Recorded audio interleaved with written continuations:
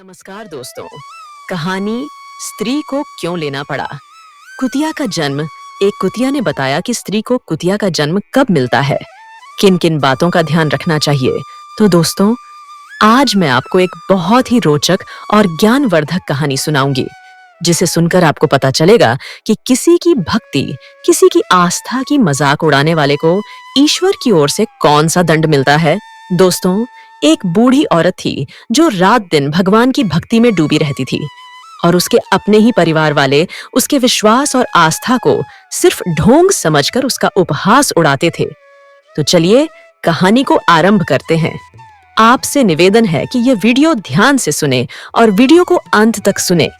दोस्तों, बहुत पुराने समय की बात है। एक ब्राह्मण था, किशन लाल शर्मा। किशन लाल शर्मा बहुत ही धार्मिक और पूजा पाठ में रुचि रखने वाला था। हर रोज गंगा स्नान करने जाया करता था। एक दिन किशन लाल शर्मा गंगा स्नान करने के बाद जैसे ही किनारे पर आता है तो उसे गंगा के किनारे पर एक कुतिया बैठी हुई मिल जाती है। वो कुतिया किशन लाल शर्मा से कहती है, हे ब्राह्मण देवता, मैं एक अधम योनि की प्राणी हूँ। मेरे पूर्व जन्म के कुछ कुकर्मों के कारण मुझे कुतिया का शरीर मिला है। मुझे इस शरीर में बहुत कष्ट भोगने पड़ रहे हैं। यदि आप मुझे अपने एक दिन का पुण्य अर्पण कर देते हैं और मेरे ऊपर गंगा जल छोड़ देते हैं तो मेरा उद्धार हो जाएगा। मैं हमेशा हमेशा के लिए इस निंदनीय शरीर से छूट जाऊंगी। मुझ पर यह उपकार कर दो महानुभाव। दोस्तों, एक कुतिया को मनुष्य की तरह बोलते हुए देखकर किशन लाल शर्मा अचंभित रह जाता है। किशन लाल शर्मा पूछने लगता है, क्या मैं जान सकता हूँ कि तुम इस निंदनीय शरीर में कैसे आई हो? विधाता ने तुम्हें किस पाप के कारण कुतिया बनाकर भेजा है? तुमने ऐसा कौन सा पाप कर दिया था जो तुम्हें कुतिया का शरीर मिला है? दोस्तों, तब वो कुतिया अपने जीवन की पूरी राम कहानी सुनाती है और यह भी बताती है कि स्त्री को कुतिया की योनि कब और कैसे मिलती है। किशन लाल शर्मा बोला, हाँ, वरु मुझे यह जरूर बताएं कि कुतिया के शरीर में स्त्रियां कब आती है। तब कुतिया किशन लाल शर्मा को एक कहानी सुनाती है और कहती है, हे ब्राह्मण देवता, ध्यान देकर सुनना कि मनुष्य अधम योनियों में क्यों गिरता है। तब कुतिया किशन लाल शर्मा को कहानी सुनाना शुरू करती है। कुतिया कहती है, किसी नगर में अपने 3 बेटों के साथ एक बूढ़ी माई रहती थी। बूढ़ी माँ के तीनों बेटों का विवाह हो चुका था। तीनों बेटों की बहुएं घर में आ चुकी थी। बूढ़ी माँ बहुत ही धार्मिक किस्म की थी। अधिकतर उनका समय पूजा पाठ, भजन कीर्तन, सत्संग में बीतता था। साधु संतों के उपदेश सुनती थी और हर रोज गंगा स्नान करने के लिए जाती थी। खास करके जब कार्तिक का महीना आता था तो वे व्रत और उपवास रखती थी। बूढ़ी माँ का अधिकतर समय भगवान विष्णु और माता लक्ष्मी की पूजा अर्चना में बीतता था। बूढ़ी माँ रोजाना दही और मिश्री, तुलसी और दाल का भोग लगाती थी और उसके बाद प्रसाद अपने पूरे मोहल्ले में बांट दिया करती थी। गांव वाले सब उन्हें पूजा रन अम्मा कहकर बुलाते थे। बूढ़ी अम्मा का एक नियम था, वे कार्तिक के महीने में हर दिन गंगा स्नान को जाती थी और तरह तरह के भोग बनाकर भगवान को चढ़ाती थी। कभी कोई संत महात्मा मिल जाते तो उन्हें अपने घर बुला लाती थी और उनसे उपदेश लेती थी। कभी घर में हवन, कभी कीर्तन, कभी प्रसाद का वितरण कार्यक्रम चलता रहता था। बूढ़ी माँ के इस व्यवहार से उनकी तीनों बहुएं और बेटा उनसे बहुत नाराज रहते थे और उनकी पूजा अर्चना को लेकर हमेशा मजाक उड़ाते थे। बूढ़ी माँ जो प्रसाद देती थी उसे भी खाने से मना कर देती थी। वे कहती थी कि इसमें तुलसी के पत्ते हैं, हम यह नहीं खा सकते। यह सब बुढ़िया दिखावा करती है। दोस्तों, ये सुनकर बूढ़ी माँ बहुत दुखी होती थी, लेकिन वो चुपचाप अपनी पूजा करती रहती थी। बूढ़ी माँ के जो पति थे वह काफी दिन पहले इस संसार को छोड़कर जा चुके थे, इसलिए वह अकेली थी। उसके बेटे भी अपनी पत्नियों के कहने में आकर उससे दूरी बनाकर रखते थे। अब वह सिर्फ पूजा पाठ में ही अपना मन लगाती थी, लेकिन उसकी तीनों बहुओं को यह सब बहुत बुरा लगता था। वे सोचती थी कि हमारी यह सास जब देखो तब पूजा पाठ में लगी रहती है, अनाप शनाप खर्च करती रहती है, कभी पंडितों को, कभी साधु संतों को बुलाती और दान पुण्य करती है, बिना मतलब के कर्म करती रहती है। अगर यह मर जाए तो कितना अच्छा हो जाए। जितना पैसा यह पूजा पाठ के नाम पर उड़ा देती है। व्यर्थ के कामों में खर्च कर देती है। उतने पैसे से हमारे शौक मौज पूरे हो जाते। हमारे पति काम कर करके परेशान है और यह बुढ़िया कभी किसी साधु को घर में बुला लाती है, तो कभी साधुओं को दान दक्षिणा करती है, तो कभी स्वादिष्ट भोजन बनाकर खिलाती है। बूढ़ी माँ के इन कर्मों से तीनों बहुएं उनसे जलती रहती थी। बूढ़ी माँ ने अपने तीनों बेटों को बड़े ही लाड प्यार से पाला था, किंतु उनके तीनों बेटे भी बड़े नाकारा निकले। वह भी अपनी माँ की ओर बिल्कुल ध्यान नहीं देते थे, हमेशा अपनी पत्नियों के कहे पर चलते थे, उन्हीं की बात मानते थे और उन्हीं की तरह अपनी माँ के साथ दुष्टता का व्यवहार करते थे। बूढ़ी माँ के तीनों बेटे उनसे मुंह मोड़ चुके थे। बूढ़ी माँ दिन रात अपने बच्चों की भलाई के लिए आंसू बहाती थी और भगवान से प्रार्थना करती थी कि भगवान, मैंने कभी किसी का बुरा नहीं चाहा है, फिर मेरे साथ बुरा क्यों हो रहा है? मेरे बच्चे मुझसे अलग क्यों हैं? वे पूजा पाठ से नफरत क्यों करते हैं? एक दिन बूढ़ी माँ भगवान की प्रतिमा के सामने बैठकर आंखों में आंसू भरकर भगवान से विनती कर रही थी, परमात्मा, मेरे बच्चों को सही रास्ता दिखाना। वे ना तो कभी आपकी पूजा पाठ करते हैं और ना उनकी बहुएं करती है, उल्टा मुझ पर हंसते हैं, मेरी भक्ति को, मेरी आस्था को ढोंग समझते हैं। उन्हें सद्बुद्धि देना भगवान। दोस्तों, इस प्रकार बूढ़ी माँ ने कभी भगवान की पूजा अर्चना करना बंद नहीं किया, ना दान दक्षिणा देना बंद किया, ना गंगा स्नान जाना छोड़ा। बुढ़िया माई बड़ी श्रद्धा से अपने नियमों का पालन करती थी, लेकिन उनकी तीनों बहुएं बड़ी ही दुष्ट थी। उन्होंने निश्चय कर लिया कि अब हम इस बुढ़िया को अपने साथ नहीं रखेंगे, हम बंटवारा करके अलग हो जाएंगे। अलग होने के कई फायदे हो जाएंगे। हम अपनी मर्जी से घूम सकेंगे, अपने शौक और मौज कर सकेंगे, मन में आए वहाँ जा सकेंगे और जितना चाहे उतना खर्च कर सकेंगे। सबसे बड़ी बात तो यह होगी कि जो हमारी सास पूरे दिन पूजा पाठ के नाम पर खर्च करती रहती है, दान दक्षिणा के नाम पर घर का पैसा लुटाती रहती है, वह भी सब बंद हो जाए। दोस्तों, ऐसा सोचकर के उन तीनों बहुओं ने अपने अपने पतियों के कान भरना शुरू कर दिए और उन्हें बंटवारे के लिए उकसाने लगी। छोटी बहू ने अपने पति से कहा, देखो, बड़े भैया के बच्चे अब बड़े हो गए हैं और हमारे बच्चे अभी छोटे हैं। उनके 4 बच्चे हैं और हमारे 2 बच्चे हैं। अब उनका खर्च ज्यादा हो गया है। अगर हम एक में रहेंगे तो हमारे धन से ही उनके बाल बच्चे पढ़ेंगे लिखेंगे। हमें अपने बच्चों के बारे में भी सोचना चाहिए। अगर हम अलग हो जाते हैं तो अपने बच्चों की अच्छी तरह से देखभाल कर पाएंगे। ऊपर से हमारी सास का खर्चा भी हम पर बहुत ज्यादा है, हर समय पूजा पाठ में धन खर्च करती रहती है। जब हम अलग हो जाएंगे तो बुढ़िया भी अपनी मन मर्जी नहीं कर पाएगी। दोस्तों, कुतिया आगे कहती है किशन लाल शर्मा से, हे महानुभाव, इस प्रकार छोटी बहू ने अपने पति को सिखा पढ़ाकर अलग होने के लिए राजी कर लिया। उधर मझली बहू ने भी अपने पति को समझाया कि देखो, बहुत हो गया, अब बंटवारा हो जाना चाहिए, हम अपनी मर्जी से रहेंगे, क्या खर्चा करना है और क्या नहीं करना है यह हम खुद तय करेंगे। सास के नखरे और खर्चे अब बर्दाश्त नहीं होते हैं। हमें अलग रहकर अपने बच्चों की देखभाल करनी है, उन्हें पढ़ाना लिखाना है। इस तरह से तो हम कुछ नहीं कर पाएंगे। दोस्तों, बड़ी बहू ने भी अपने पति से यही सब बातें कहकर उसे अपनी सलाह में मिला लिया कि देखो पिया जी, अब हमारे बच्चे बड़े हो रहे हैं, कल को उनकी शादी ब्याह करनी है। अगर ऐसे हम कमा कमा कर आपके भाइयों और आपके माँ पर खर्च करते रहेंगे तो हम अपने बच्चों के लिए कुछ नहीं कर पाएंगे।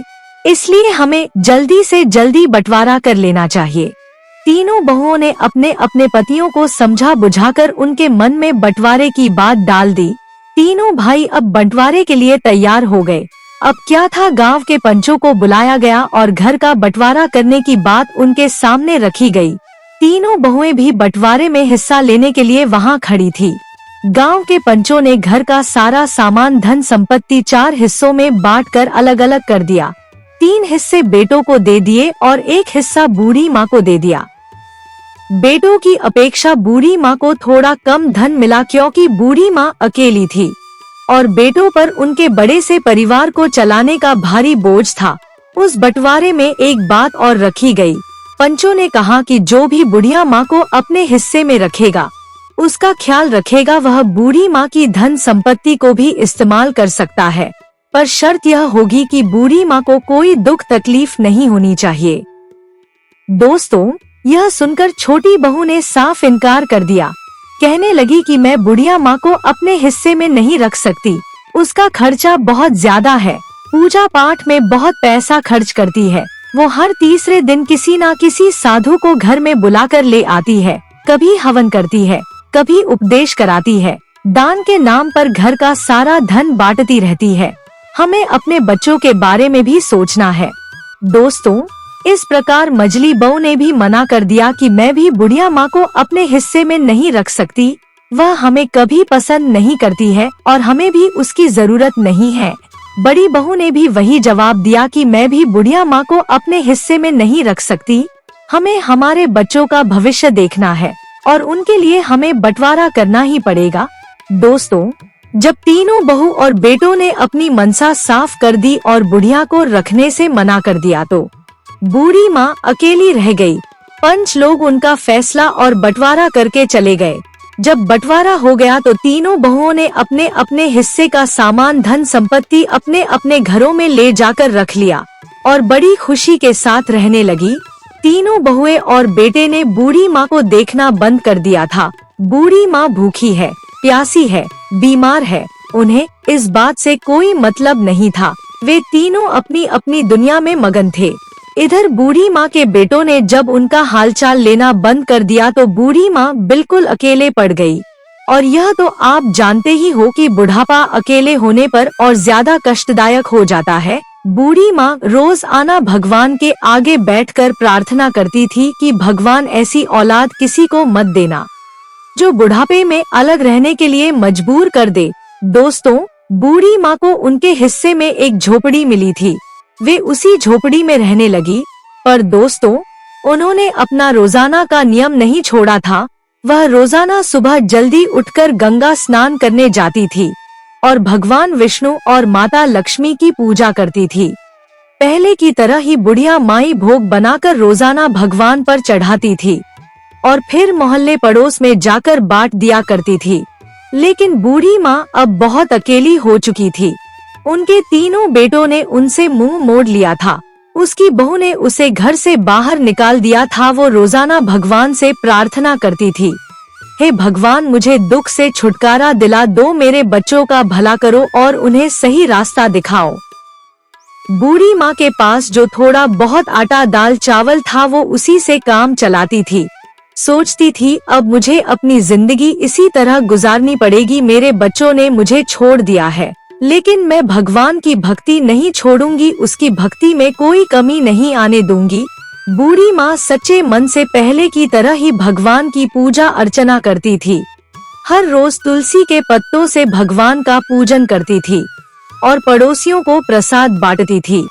एक दिन जब बूढ़ी माँ अपनी झोपड़ी में बैठी रो रही थी, दोस्तों, याद रखना, जिसके 3 बेटे हो कोई भी उसे देखने तक ना आए तो फिर उसको रोना आ ही जाता है। बूढ़ी माँ अपनी झोपड़ी में बैठी हुई बहुत दुखी थी। तभी एक युवक आता है और बुढ़िया माई का दरवाजा खटखटाता है। बूढ़ी माँ ने दरवाजा खोला और देखा कि एक लगभग 19 साल का हष्ट-पुष्ट युवक द्वार पर खड़ा है। वह युवक बड़ा ही अद्भुत था। उसके चेहरे पर दिव्य अलौकिक तेज था। उसने कहा, अम्मा जी, मुझे पहचानती नहीं हो, लेकिन मैं आपको अच्छी तरह से जानता हूँ। मैं आपके मायके से आया हूँ। मेरा नाम माधव है। मेरे पिता ने मुझे आपकी मदद के लिए भेजा है। मैंने सुना था कि आप बिल्कुल अकेली रह रही है, आपकी कोई मदद करने वाला नहीं है, तो मैं चला आया आपकी मदद करने के लिए। माधव की बात सुनकर बूढ़ी माँ ने बड़े आश्चर्य से पूछा, बेटा, क्या तुम सच में मेरे मायके से आए हो? मैंने तो वहाँ तुम्हें कभी नहीं देखा। माधव ने मुस्कुराते हुए कहा, माँ जी, आप देखती कैसी, जब आप जाती थी तो उस समय मैं बहुत छोटा था। मैं आपके भाई का पोता हूँ। हमें खबर मिली कि आपके बेटों ने आपको घर से निकाल दिया है, इसीलिए मेरे पिताजी ने मुझे आपकी मदद करने के लिए भेजा है। दोस्तों, यह सुनते ही बूढ़ी माँ की आंखों में आंसू आ जाते हैं। उसने माधव को अंदर बुलाया और उसे बैठने के लिए कहा। उसने पानी का गिलास और थोड़ा सा गुड़ माधव को खाने को दिया। माधव ने पानी पिया और गुड़ खाया। फिर उसने अपनी थैली से कुछ खाने का सामान, कपड़े और दवाइयाँ निकाली। उसने कहा, अम्मा जी, यह सामान मैं आपके लिए लाया हूँ। आप भूखी कभी मत रहना, मैं रोज आपको खाना पहुँचा दिया करूँगा। माधव ने अपने हाथों से बूढ़ी माँ को खाना खिलाया। बूढ़ी माँ उसे खूब आशीर्वाद देती है और कहती है, बेटा, तुमने मेरी पीड़ा को समझा है, मेरा अकेलापन दूर किया है। मैं भगवान से प्रार्थना करूंगी कि वो आपको खूब तरक्की दे, तुम्हारे जीवन में सुख समृद्धि हमेशा बनी रहे। बूढ़ी माँ को खाना खिलाकर और उनकी सेवा करके और बूढ़ी माँ से विदा लेकर माधव वहाँ से चला जाता है। और इधर बूढ़ी माँ भगवान का लाख लाख शुक्र मनाती है कि हे प्रभु, सचमुच तुमने मेरी पीड़ा को समझ लिया है। अब मैं भूखी नहीं रहूंगी। मेरी सेवा करने के लिए तुमने मेरे पास माधव को भेज दिया है। मेरे अपनों ने मुझे छोड़ दिया, पर तुमने मुझे मेरी मायके से माधव को भेज दिया है। दोस्तों, बुढ़िया माँ को रोजाना खाना मिल जाता था। वो पहले की तरह ही भोग बनाकर भगवान को चढ़ाती थी और गांव मोहल्ले में प्रसाद बांटती थी। परंतु दोस्तों, उसकी तीनों बहुएं बुढ़िया की यह हरकतों को देख देख कर मन ही मन जलती रहती थी। बुढ़िया का सुकून और शांति उन तीनों से हजम नहीं हो रहा था। सोचती थी, यह बुढ़िया आखिर कहाँ से इतना खाना ला रही है? इसके पास कोई कमाने वाला भी नहीं है, फिर ये इतनी तंदुरुस्त कैसे होती जा रही है? तीनों बहुएं बुढ़िया माँ की सेहत देखकर बहुत जलती थी। आपस में विचार कर रही थी, बहन, हमने इसे इसीलिए जल्दी अलग किया था ताकि यह भूखी प्यासी रह रहकर जल्दी मर जाए और इसके हिस्से का धन जल्दी से जल्दी हमें मिल जाए।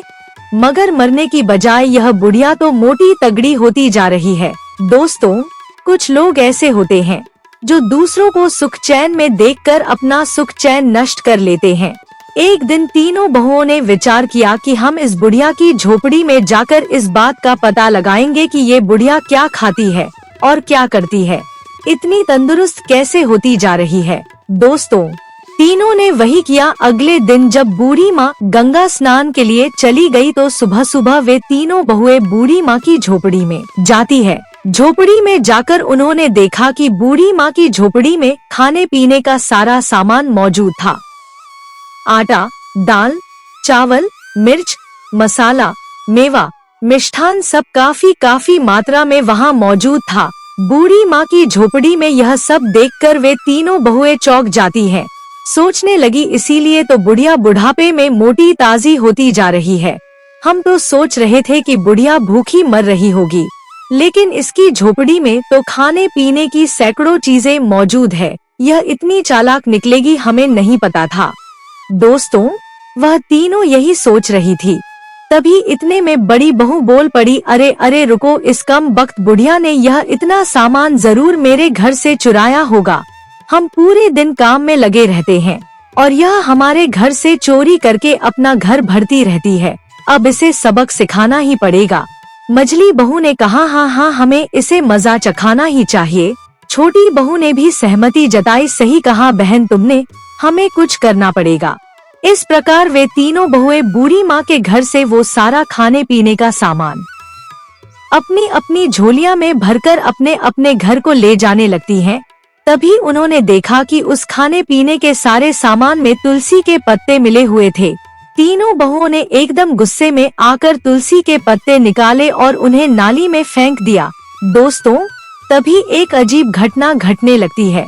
तीनों बहुओं ने देखा कि उनके हाथ पैर धीरे धीरे कुत्ते के पंजे में बदलने लगते हैं।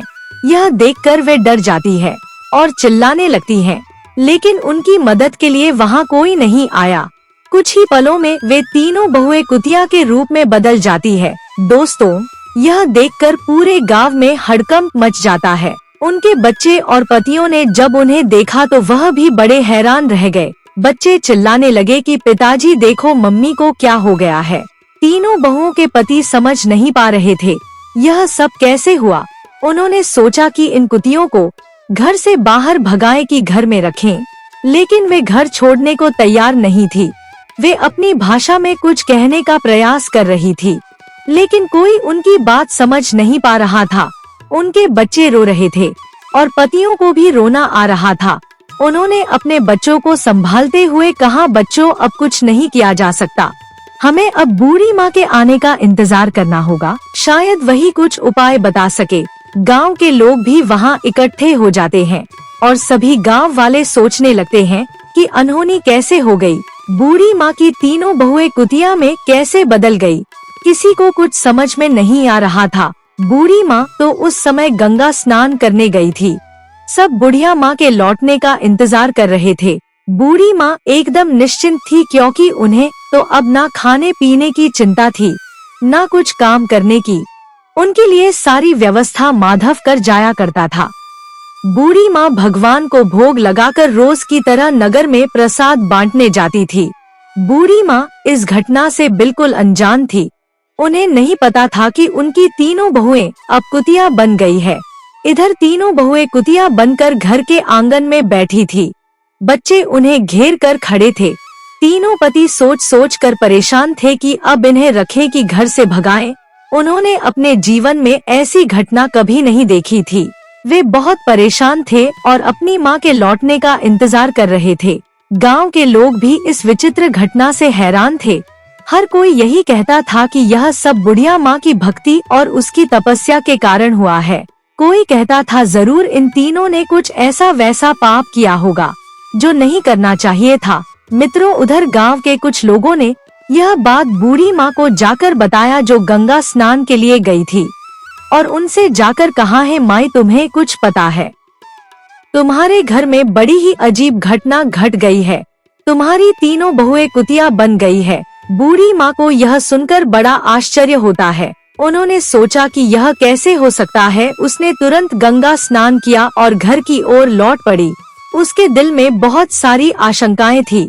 उसने भगवान से प्रार्थना की, है भगवान मेरे घर की रक्षा करना और मेरे बच्चों को सही रास्ता दिखाना। जब बुढ़िया माँ घर पहुँचती है तो उसने देखा कि गांव के लोग उसके घर के सामने भीड़ लगाए खड़े थे। बूढ़ी माँ ने पूछा, क्या हुआ, यहाँ इतनी भीड़ क्यों लगी है? गांव वालों ने उन्हें सारी बात बताई। बुढ़िया माँ ने अपने बेटों को बुलाया और पूछा, यह सब कैसे हुआ? तुम लोगों ने ऐसा क्या किया है? तब बुढ़िया के तीनों बेटों ने रोते हुए अपनी माँ को सारी कहानी सुनाई। उन्होंने कहा, माँ जी, हमसे बहुत बड़ी गलती हो गई है। हमारी पत्नियों ने तुम्हारे सामान को नाली में फेंक दिया था और तब से ही यह कुतिया बन गई है और हमें नहीं पता कि उन्होंने ऐसा क्यों कर दिया। इनसे क्या पाप बन गया?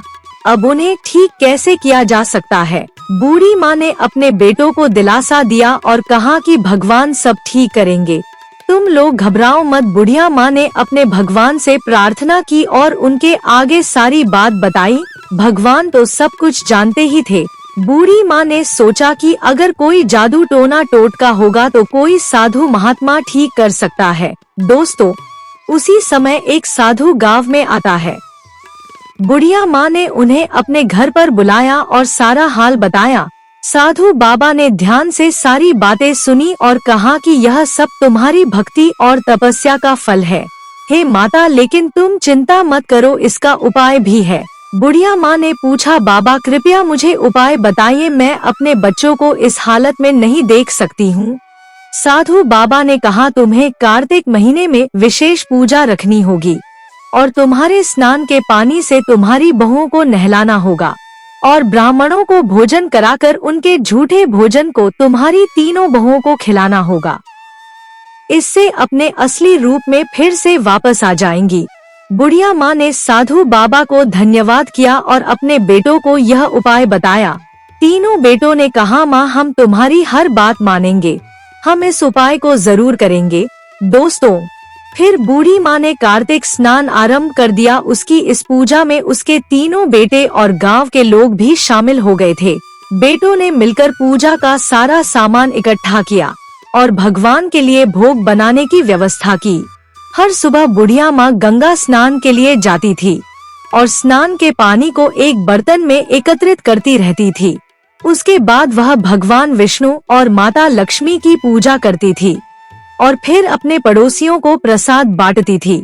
दोस्तों, उसकी तीनों बहुएं कुतिया के रूप में घर के आंगन में बैठी रहती थी। उनके पति और बच्चों को घर का सारा काम करना पड़ता था। बच्चों को अपनी माताओं की बहुत याद आती थी और वे अक्सर रोते हुए अपनी दादी से कहते थे कि दादी हमारी माँ कब ठीक होंगी, हमें हमारी माँ वापस चाहिए। बूढ़ी माँ अपने बच्चों को दिलासा देती थी और कहती थी, बेटा भगवान सब ठीक कर देंगे, तुम लोग धैर्य रखो और भगवान से प्रार्थना करो कि तुम्हारी माँ जल्दी से जल्दी ठीक हो जाए। दोस्तों, बच्चों को शांत करने के लिए बूढ़ी माँ उन्हें कहानियाँ सुनाती थी और उनके साथ समय बिताती थी। बूढ़ी माँ ने पूजा के लिए ब्राह्मणों को बुलाया। बेटों ने भी अपनी ओर से 5-5 ब्राह्मणों को बुलाया। इस प्रकार कुल 21 ब्राह्मणों को बुलाया गया। ब्राह्मणों के लिए विशेष भोग तैयार किए गया। इधर कार्तिक पूर्णिमा का दिन आया और बुढ़िया माँ ने अपने बेटों की मदद से ब्राह्मण भोज की तैयारी शुरू की। सुबह सुबह सभी ब्राह्मणों को आमंत्रित किया गया और उन्हें विशेष पकवान बनाकर खिलाया गया। ब्राह्मण भोज के बाद बुढ़िया माँ ने उनके पैर छुए और उन्हें दक्षिणा दी। भगवान से प्रार्थना की, है भगवान मेरी बहू को आप जल्दी ठीक कर दो और फिर से अपने पहले वाले रूप में आ जाए। बूढ़ी माँ ने अपने कार्तिक स्नान का फल अपनी बहुओं को दे दिया। ब्राह्मणों ने तृप्त होकर भोजन किया और बुढ़िया को आशीर्वाद दिया। उन्होंने कहा, माई तुम्हारी पूजा और तपस्या सफल होगी, भगवान तुम्हारी प्रार्थना अवश्य सुनेंगे। इस प्रकार आशीर्वाद देकर ब्राह्मण लोग चले गए। इधर बुढ़िया ने तीनों बहुओं को बुलाया। अब तो तीनों कुतिया भगवान के भोग के झूठे भोजन को बड़े प्रेम से खाने लगी। बुढ़िया माँ ने उनके ऊपर गंगाजल छिड़का और उन्हें स्नान किए हुए पानी से नहलाया। दोस्तों, जैसे ही गंगाजल और स्नान का पानी बहुओं के ऊपर छिड़का, उसी समय एक चमत्कार हो जाता है। धीरे धीरे तीनों बहुएं अपने असली रूप में वापस आ जाती हैं। उनके चेहरे पर पश्चाताप के आंसू थे और वे अपनी सास के पैरों में गिरकर रोने लगती है। तीनों बहुएं कहने लगी, माँ हमें माफ कर दो, हमने तुम्हारे साथ बहुत अत्याचार किया है, हमें हमारे कर्मों की सजा मिल गई है। अब हम तुम्हें कभी कोई कष्ट नहीं पहुँचाएंगे, अब हमेशा हम तुम्हारी सेवा करेंगे। दोस्तों, बूढ़ी माँ ने उन्हें गले लगाया और कहा, बहू भगवान ने तुम्हें माफ कर दिया है, अब तुम लोग सच्चे दिल से भगवान की भक्ति करो और अपने कर्मों को सुधारो। तीनों बहुओं ने अपनी सास से वादा किया कि वे अब हर साल कार्तिक स्नान और पूजा करेंगे, कभी भी बूढ़ी माँ का अपमान नहीं करेंगी। इस तरह पूरे परिवार ने मिलकर भगवान की पूजा की और प्रसाद बांटा। तीनों बहुएं अपने असली रूप में वापस आने के बाद अपने बच्चों से मिलती है और अपने पतियों से माफी मांगती है। अब वे सब नास्तिक से आस्तिक बन चुकी थी।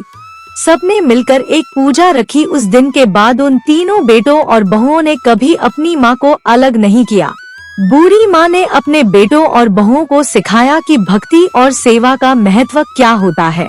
हम हर साल कार्तिक स्नान करेंगे और भक्ति से जीवन जिएंगे। मझली बहू ने भी अपनी माँ से कहा, माँ हमें माफ कर दो, हमने तुम्हारे साथ बहुत गलत किया था, अब हम तुम्हारी सेवा करेंगे और तुम्हारे साथ मिलकर भगवान की पूजा करेंगे।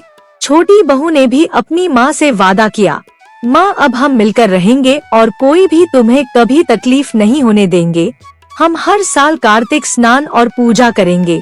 दोस्तों, बूढ़ी माँ बहुत खुश होती है और अपने बच्चों को खूब आशीर्वाद देती है। अब घर में सब मिलजुल कर रहते हैं। अगले साल कार्तिक पूर्णिमा के दिन पूरे परिवार ने मिलकर विशेष पूजा का आयोजन किया। घर को सजाया और भगवान विष्णु और माता लक्ष्मी की विशेष आराधना की गई।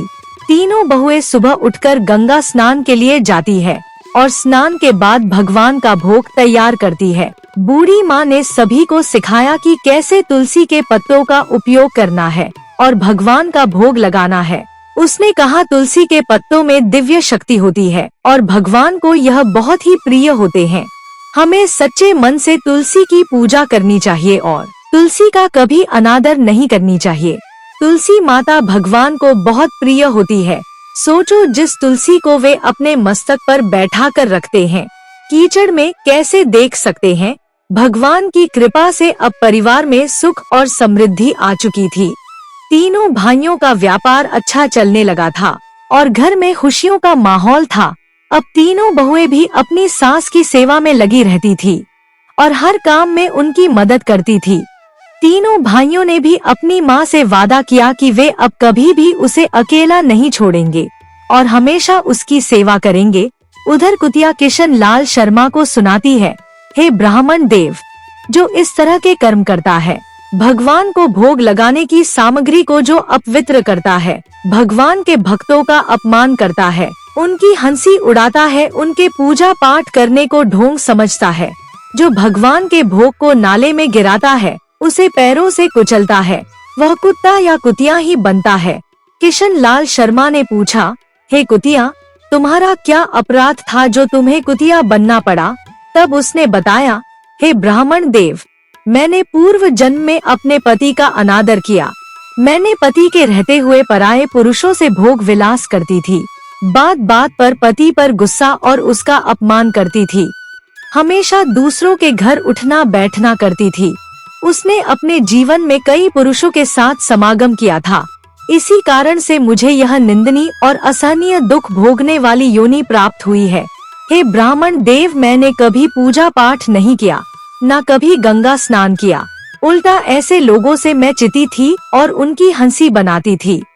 यदि आप मुझे अपने एक दिन की गंगा स्नान का पुण्य दे देंगे और मुझे गंगा जल से स्नान करा दोगे तो मैं समस्त पापों से छूट जाऊंगी, मेरा उद्धार हो जाएगा। मित्रों, कुतिया की यह बात सुनने के बाद किशन लाल शर्मा ने फौरन अपने एक दिन का पुण्य उस कुतिया को दे दिया और उसे गंगा जल से स्नान कराया। देखते ही देखते वह कुतिया एक सुंदर अप्सरा के रूप में बदल गई। दिव्य देह पाकर वो भगवान के धाम को चली जाती है। मित्रों, इस कहानी से सीखने वाली बात यह है कि हमें कभी किसी के पूजा पाठ पर, किसी के धार्मिक होने पर टीका टिप्पणी नहीं करनी चाहिए, न कभी उनके किसी देवी देवता का और पूजा पाठ का अपमान करना चाहिए। दूसरी बात, माँ बाप के वृद्ध होने पर उन्हें कभी अपने से अलग नहीं करना चाहिए। भगवान पर चढ़ाई गई प्रसादी को कभी पैरों से नहीं मसलना चाहिए, वरना परमात्मा के क्रोध का सामना करना पड़ता है। और याद रखना, परमात्मा की लाठी ऐसी पड़ती है जो दिखती भी नहीं है और चोट भी बहुत पहुंचाती है। तो दोस्तों, उम्मीद करता हूँ यह कहानी जरूर पसंद आई होगी। हमें कमेंट करके जरूर बताएं। वीडियो को लाइक, शेयर, सब्सक्राइब करके बेल आइकन जरूर ऑन कर लीजिए, जिससे नई वीडियो की नोटिफिकेशन आपको मिल सके। आप सभी का बहुत बहुत धन्यवाद। जय श्री कृष्णा।